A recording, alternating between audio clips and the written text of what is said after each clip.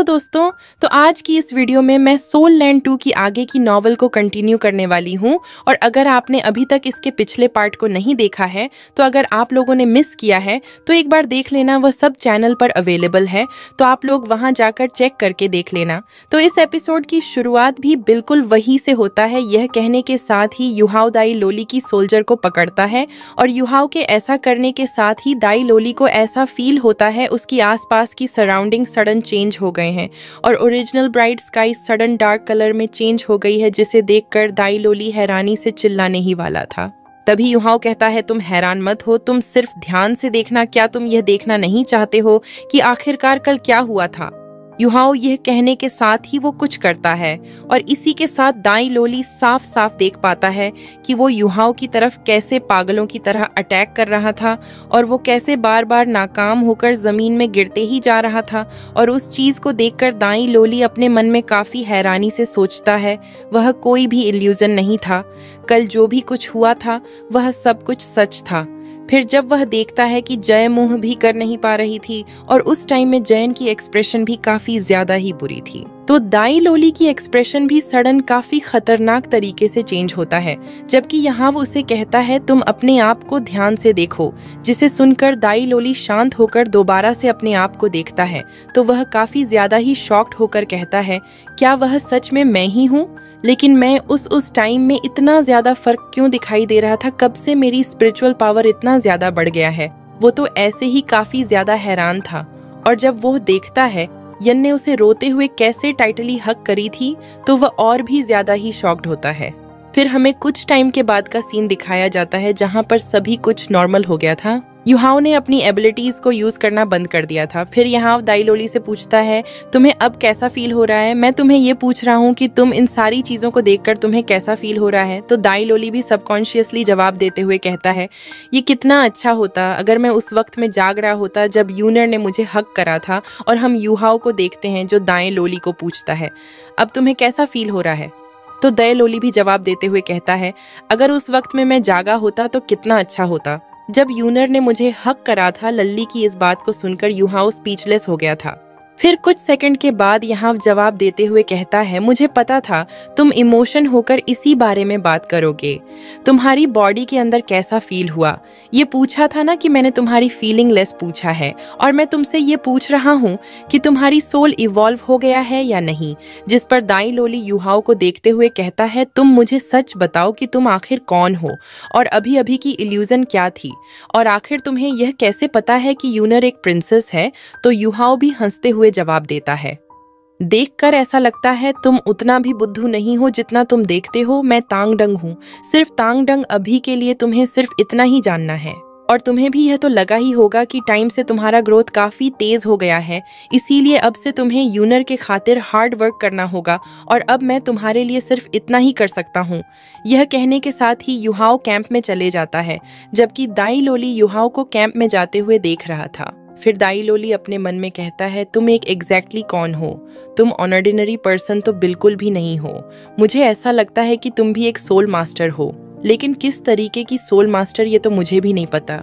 लेकिन आखिरकार वह मिलिट्री कैंप में क्या कर रहा है? और फिर दाई लोली शांत होकर पिछले कन्वर्सेशन में हुआ सारी बातों को याद करता है और वह अपने आंखों को बंद कर कर साइलेंटली मार्शल सोल को रिलीज करता है। तो तुरंत ही सरप्राइज नजर आता है और वो सरप्राइजिंगली कहता है, आखिर तुम एग्जैक्टली कौन हो? क्या तुम्हें फादर ने भेजा है मेरा मदद करने के लिए? लेकिन देखने में तो तुम मेरे ही जितने सालों के हो, इसलिए आखिरकार तुम इतना ज्यादा पावरफुल कैसे हो सकते हो? और गाइस, दाई लोली के ये कहने के साथ ही हमें नेक्स्ट डे का सीन दिखाया जाता है, जहाँ पे मिलिट्री ट्रेनिंग हो रही थी। और इससे ही मिलिट्री ट्रेनिंग करने के 2 घंटे के बाद वहां पे जू यून भी आती है और वहां पे जू यूनन को देखकर झुंग तेन उसे सल्यूट करता है। जबकि जयून वहां पे आने के साथ ही दाई लोली और युहाओ को देखती है और वह वहां पे दाई लोली और यव को एक ही साथ देखते हैं। और अगर बात किया जाए तो वह बेहोश होने के बाद अभी अभी जागी थी, और जब वह जागी थी तो वह भी सेम दाई लोली की तरह ही कंफ्यूज थी कि क्या वह एक सपना था। और जब वह अभी दाई लोली को सही सलामत देखती है तो उसे राहत मिलती है। फिर जब जनवरी युहाओ को ध्यान से देखती है तो उसे युहाओ को देखकर गुस्से आने लग गया था, क्योंकि यह तो जयन को भी अच्छी तरीके से पता था कि वह कोई भी सपना नहीं है। क्योंकि सपने कभी भी उतना ज्यादा रियल नहीं होता। और तो वह सपना काफी ज्यादा ही पेनफुल भी था। इसीलिए जून अपने मन में सोचती है इस कमीने को प्रिटेंड करने के लिए अच्छी तरीके से आता है। देखो तो ये कितना आसानी से खड़ा है, जैसे कि कल कुछ भी नहीं हुआ हो क्या। मैं इसे यहीं पे एक्सपोज कर दूं और इसी के साथ हमारे एपिसोड यहीं पर एंड हो जाता है। यदि अगर आप लोगों को वीडियो अच्छा लगा हो, लाइक शेयर सब्सक्राइब जरूर कर लेना। मिलते हैं अगले वीडियो में। हेलो दोस्तों, तो आज की इस वीडियो में मैं सोल लैंड 2 की आगे की नॉवल को कंटिन्यू करने वाली हूँ। और अगर आपने अभी तक इसके पिछले पार्ट को नहीं देखा है, तो अगर आप लोगों ने मिस किया है तो एक बार देख लेना, वह सब चैनल पर अवेलेबल है, तो आप लोग वहां जाकर चेक करके देख लेना। इस एपिसोड की शुरुआत है, हम जुयून को देखते हैं जो युहाओ को ध्यान से देखती है और मन में कहती है कि इस कमीने को प्रिटेंड करने के लिए अच्छी तरीके से आता है। देखो तो ये कितना आसानी से खड़ा है, जैसे कि कल कुछ भी नहीं हुआ हो क्या। मैं इसे यहीं पे एक्सपोज कर दूं। और इन बातों के बारे में सोचने के बाद जयन तुरंत ही अपने होश में आती है और वह दोबारा से दाई लोली को देखते हुए कंफ्यूज्ड होकर कहती है, शायद वह सब कुछ बुरा सपना ही होगा। नहीं तो दाई लोली उतना ज्यादा पीटने के बाद भी कैसे अभी तक सही सलामत है। और तो और उसके रिलेशनशिप भी टांगदंग के साथ वैसा ही है जैसा पहला था। फिर जुतिया सभी सोल्जर को देखकर मन में सोचता है, देखकर ऐसा लगता है इन सोल्जर्स ने पास की रिक्रूट ट्रेनिंग में कुछ तो अचीव कर लिया है। फिर झुंगजुआंग तियांग को पूछती है, अभी के मिलिट्री ट्रेनिंग कैसा चल रहा है। तो झुंगतिया भी जैन को जवाब देते हुए कहता है, रिक्रूट सोल्जर की ट्रेनिंग अच्छा चल रहा है, स्पेशली स्मॉल टीम 1 के परफॉर्मेंस सबसे ज्यादा अच्छा है जुमतियानो। ठीक है। फिर जैन अपने बॉडीगार्ड्स को वहां पे बुलाता है और उसके बॉडीगार्ड्स काफी ज्यादा ही थे और वह अपने बॉडीगार्ड्स को टंग डंग और उसके टीम के बीच में एक फाइट करवाती है और वह पर्सनली युहाओ को ही टारगेट करती है। लेकिन एंड में जाकर टंग डंग और दाई लोली उसके सारी बॉडीगार्ड्स को काफी आसानी के साथ में नॉक डाउन कर देते हैं और वह लोग इसी के साथ मैच को भी जीतते हैं। और हुआ युहाओ की टीम ने उसकी बॉडीगार्ड्स को काफी आसानी के साथ में हरा दिया था और उस सिंगल फाइट में का काफी सारे लोग थे जिनको युहाओ ने लीड करा था। और युहाओ के कमांड की वजह से जयन की बॉडीगार्ड काफी आसानी के साथ में हार गए थे, जिसे देखकर जुन युहाओ और दाई लोली को गुस्से में देखती है और वह कहती है, इस मल टीम 1 के कैप्टन और वाइस कैप्टन तुम दोनों ही मेरे सामने आओ जुन की। इस बात को सुनकर दाई लोली कुछ टाइम के लिए स्टन्ड हो गया था, क्योंकि उसने और युहाओ ने मिलकर जुन के काफी सारे बॉडीगार्ड्स को काफी आसानी के साथ हाथ में हरा दिया था। इसलिए अब दाई लोली को भी रिग्रेट होने लगा था। और अगर बात किया जाए तो इस टाइम में दाई लोली ने काफी क्रूल तरीके से जुन की बड़ी गार्ड्स को हरा दिया था और उसने यह इसलिए किया था क्योंकि हमने सीक्रेट उसे कहा था कि उन बॉडीगार्ड्स की कैप्टन तुम्हारी लव राइवल है। अगर तुम जयन को पाना चाहते हो तो तुम्हें बॉडीगार्ड्स के कैप्टन को हराना होगा।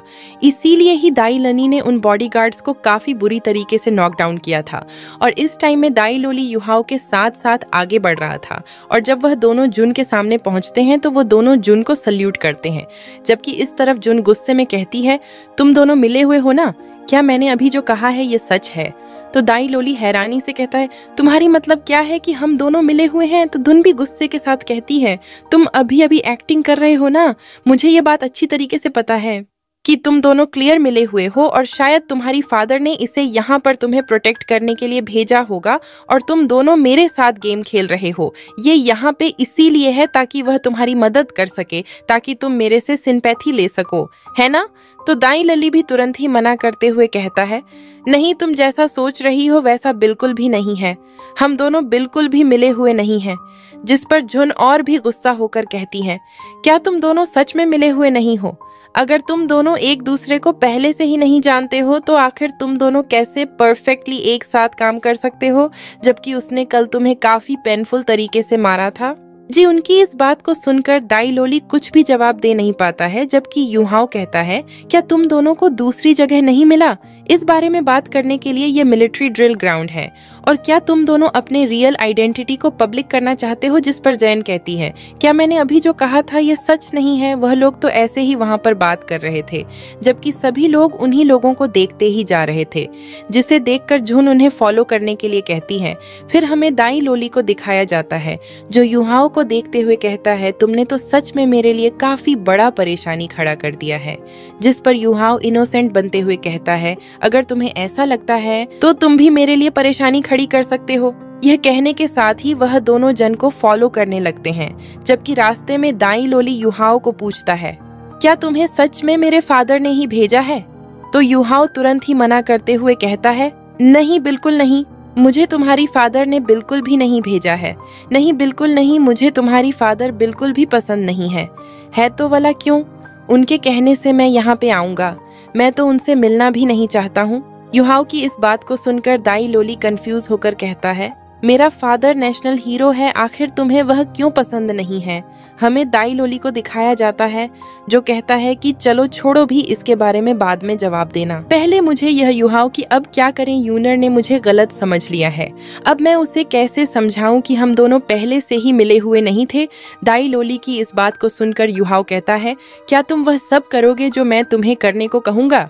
युहाओ की इस बात को सुनकर दाई लोली थोड़ा सा हैरान होता है, जबकि युहाओ अपने बातों को कंटिन्यू करते हुए कहता है, मैं तुम्हें पहले ही बता देता हूँ कि इस टाइम में तुम्हारे पास उसे एक्सप्लेन करने के लिए कुछ भी नहीं है, और अगर तुम किसी तरीके से उसे एक्सप्लेन करने की कोशिश भी करोगे तो भी वह तुम्हारी बातों के ऊपर विश्वास नहीं करेगी, क्योंकि उसने यह सोच बना लिया है कि तुम मेरे हाथों से इसीलिए इंजर्ड हुए थे, ताकि तुम इंजर्ड होकर उसे तुम्हारी प्यार में पढ़ा सके और तुम उसके सिंपैथी हासिल करके उसके करीब जा सको। और उससे भी बढ़कर आज तुम कुछ ज्यादा ही एनर्जेटिक दिखाई दे रहे हो, जबकि कल मेरे हाथों से तुम काफी बुरी तरीके से इंजर्ड हुए थे। युहाओ की इस बात को सुनकर दाई लोली गुस्से में कहता है, तब तो क्या ये सब तुम्हारी ही गलती नहीं है? अब तुम जल्दी बताओ कि अब मैं क्या करूं? तो युहाओ कहता है, आखिर तुम बीच में क्यों बोल रहे हो? अगर तुम्हें इसका सॉल्यूशन नहीं चाहिए, तुम अपने आप ही इसका सॉल्यूशन ढूंढ सकते हो। जिस पर दाई लोली बड़बड़ा आते हुए कहता है, तो ठीक है बिग ब्रदर, चलो भी, अब तुम तुम्हारे यंगर ब्रदर के ऊपर गुस्सा भी मत करो, मैं तुम्हारी बातों को जरूर मानूंगा। और गाइस, जब दाई लोली ने युहाओ को बिग ब्रदर बुलाया था तो युहाओ को एक अलग ही तरीके की खुशी मिली थी।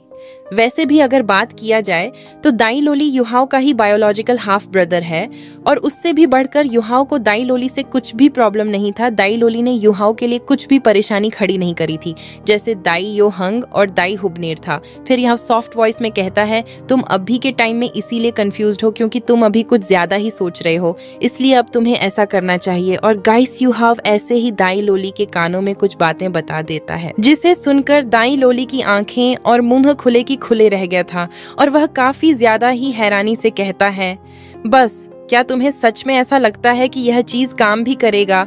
तुम मेरे साथ गेम मत खेलो। लो, अगर मैं ऐसा करूंगा तो मैं मारा जाऊंगा। जिस पर यहाँ जवाब देते हुए कहता है, तुम्हारे ऊपर ही है कि तुम मेरे बातों के ऊपर भरोसा करते हो या नहीं। मैंने तुम्हें अभी जो भी कहा है, इसी तरीके से ही तुम उस एरोगेंट प्रिंसेस को मना सकते हो। और गाइस, अगर बात किया जाए तो ये लड़कियों के साथ उतना ज्यादा फैमिलियर भी नहीं था, और ना ही वह लड़कियों से फ्लर्ट करने के लिए ही अच्छा था। लेकिन वांकर और वांग डोंगर की वजह से उसके पास भी रोमांटिक फीलिंग लेस के करीब आते ही जा रहे थे। फिर दाई लोली युहाओ को कहता है, तो ठीक है, मैं इस बारी तुम्हें ट्रस्ट करता हूँ। अगर मैं इस बारी सक्सीडेंस ओल्डर ब्रदर बुलाऊंगा। दाई लोली की इस बात को सुनकर युहाओ अपने मन में कहता है, बेवकूफ लड़के, सबसे पहले तो मैं तुम्हारा ओल्डर ब्रदर ही हूँ। फिर देखते ही देखते वो लोग जुन के सामने ही पहुँच जाते हैं, और जुन के सामने पहुँचने के साथ ही युहाओ दाई लोली को इशारा करता है, और इस चीज को देखकर दाई लोली भी समझ जाता है अब उसे क्या करना है।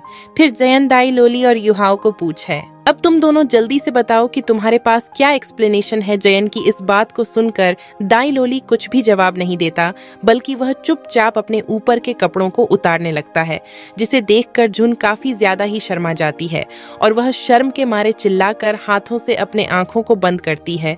जबकि दाई लोली जुन को ऐसा करता देख कहता है, क्या तुम्हें यह जानना नहीं चाहती थी मेरा एक्सप्लेनेशन क्या है?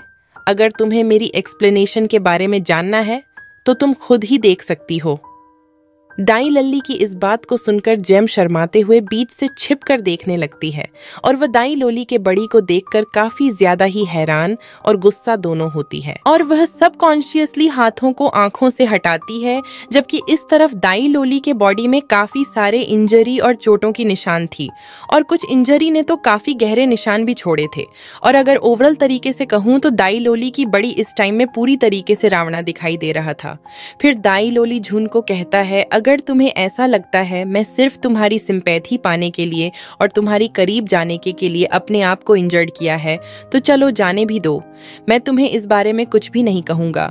मैं आज यहाँ पर खड़ा इसलिए हो पाया हूँ क्योंकि कल की फाइट की वजह से मेरी कुछ एबिलिटीज अवेक हो गई थी और मेरी मार्शल सोल भी इवॉल्व हो गया था। मैं बस तुम्हें इतना ही कहना चाहता हूँ कि अगर तुम्हें मेरे ऊपर भरोसा करना है या नहीं, ये तुम्हारे ऊपर ही है।